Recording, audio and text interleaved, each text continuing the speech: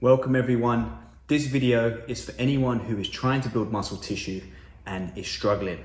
So if you're someone who feels like they're working really hard with their training and is spot on with their nutrition, I'm going to share with you 4 tips, or see them as principles, that quite frankly most people just aren't aware of, that can really help them with their journey toward building muscle tissue. I'll also share with you some tips on how to apply these principles so that you can put them straight into action from today in your weight training sessions, so that you can have more effective workouts and get on the right path towards building muscle tissue. In this video, you'll find timestamps below, so if you want to skip this intro and get straight into the nitty-gritty, go ahead. If you haven't subscribed to my channel, please subscribe, as it will help my channel grow and allow me to give you more free content.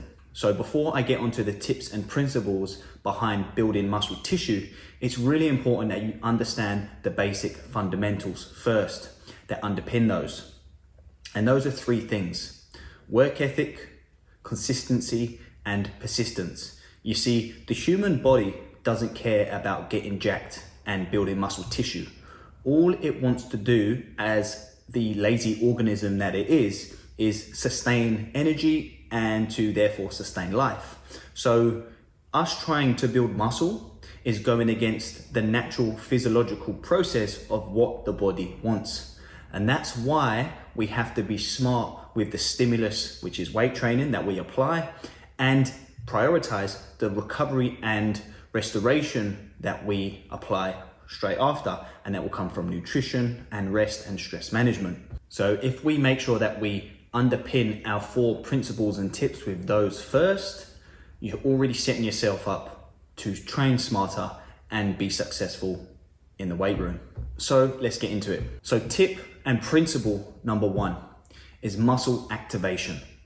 Now, if we are trying to train a muscle group, it's very important that we can feel that muscle being trained. I know it sounds simple, but it's something that a lot of people just aren't doing correctly. Some people coin this term the mind-muscle connection.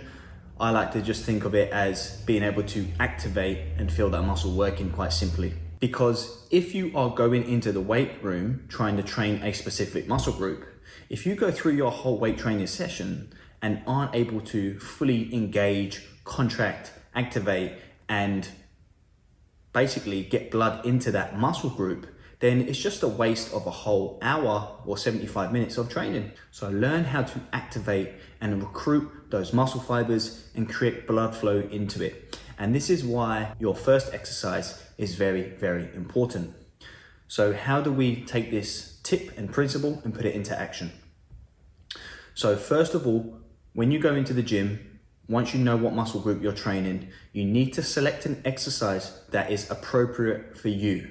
One that you are very technically good at and efficient at, and one that you are comfortable doing.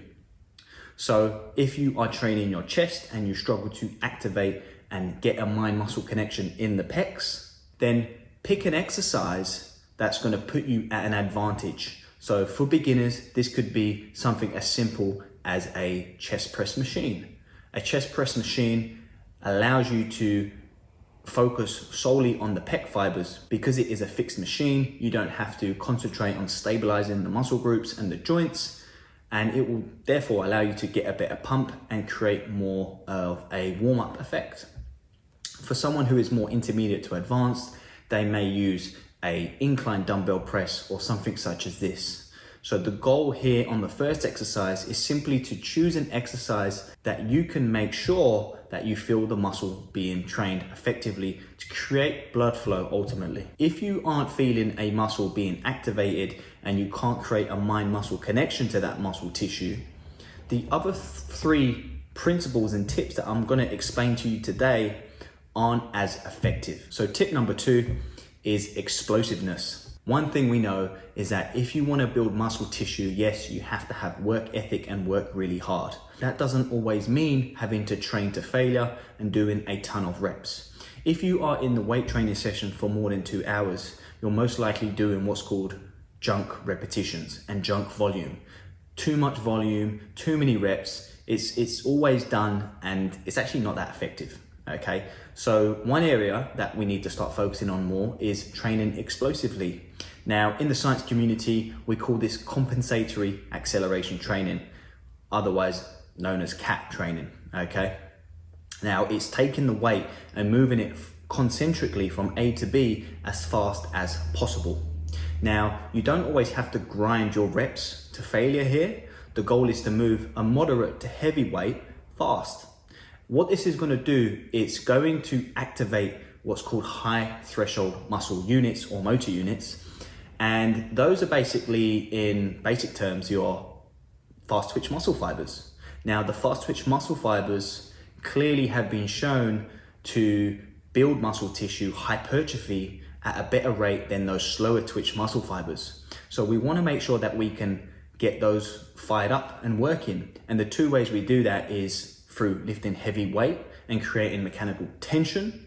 And another way to create that activation of those high threshold motor units is to move moderate weights really explosively. And that's an area that a lot of people don't do in their training program.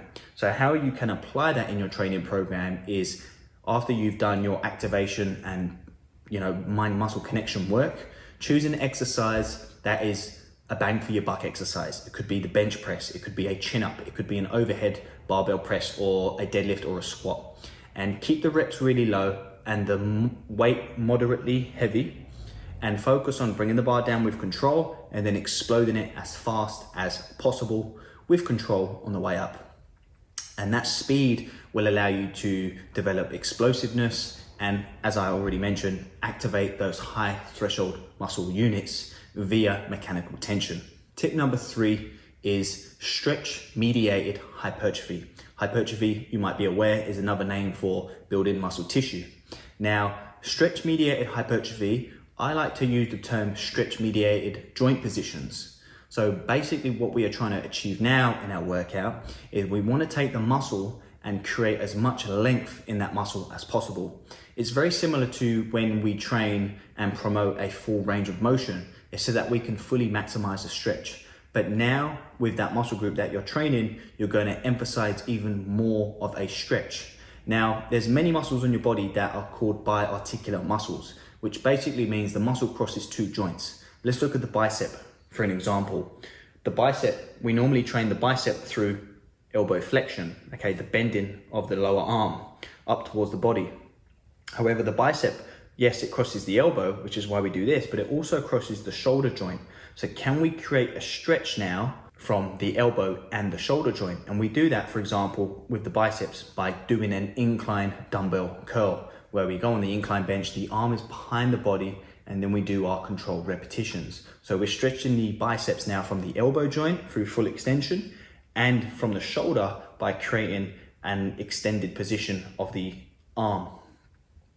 If you take the legs, for example, say you're trying to train the quadriceps, we need to stretch the muscle from the knee and also the hip. We can do this with an exercise such as a reverse Nordic raise or a reverse Nordic fall, however you want to call it.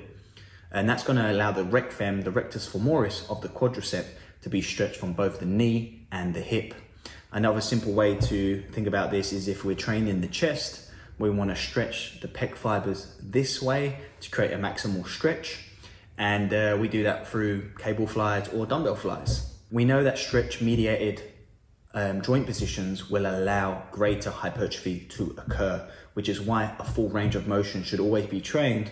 But this strategy should also be in your workout to now use exercises to create more trauma through stretching. And tip number 4 is supramaximal pump efforts. So basically, you've done those other things that I've mentioned, and now you're gonna absolutely trash the muscle fibers that you're trying to train. And there are many ways to do this. You can use extended sets, you can use drop sets, you can use mechanical drop sets, you can use blood flow restriction training, or simply low rest periods and high repetitions, 15, 20 plus repetitions. Now, these are all ways to create more muscle trauma and more fatigue in the muscle that you're trying to train. So after those other things that we've done, those other tips, we've activated muscle tissue, we've lifted explosively, we've stretched the muscle. Now we're absolutely going to trash the muscle fibers and cause even more stress to the muscle. Now, depending on your level, if you're a beginner, you might want to do more simple methods of this, such as high reps, low rest periods. If you're more intermediate to advanced, you may want to take drop sets on, or you may want to use blood flow restriction training if you are someone who's coming back from a knee injury, for example. These are all different methods which some people call intensifiers. So basically, simply to make sessions even harder. And it's a great way to finish your muscle building workout. Obviously, what we need to remember is that if we are doing these sort of principles and protocols, we have to prioritize recovery, especially if we're doing heavy work and high rep work in the same type of muscle building workout. Now, all of those tips and principles can be applied, like I've mentioned, in the same workout, or they can be put across a 12, 15, 16 week training phase where you may prioritize one or two of them, and then in the next block of training prioritize another one or two of them. So for example, you might spend 4 to 6 weeks prioritizing more of those explosiveness type movements and more of those muscle activation type movement patterns. And then after 6 weeks, you may move into prioritizing more exercises that may stretch the muscle tissue and more high rep drop sets to create more supramaximal pump in those muscle tissues. So I hope that helped. If you have any comments, drop them below. And if you like this, obviously subscribe to my channel because I'll have more videos for you over the next few weeks. Thanks.